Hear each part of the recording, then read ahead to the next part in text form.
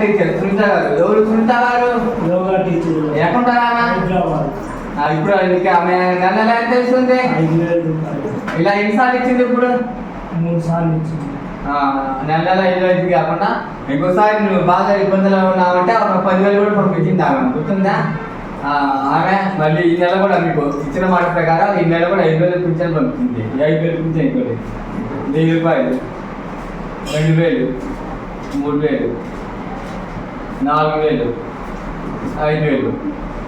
ఈ 5,000 రూపాయలు, ఈ 5,000 రూపాయల మీద సునీత గారి గురించి నెలలో మీరు చూసినందుకు ఆమె గురించి మంచిగా ప్రార్థన చేయండి.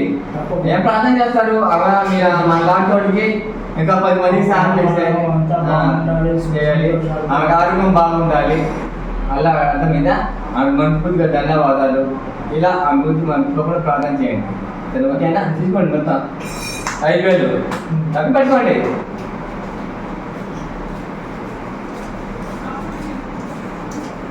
ఎంత చెప్పింది కదా? చూద్దా థ్యాంక్స్ చెప్పండి. థ్యాంక్స్, ధన్యవాదాలు.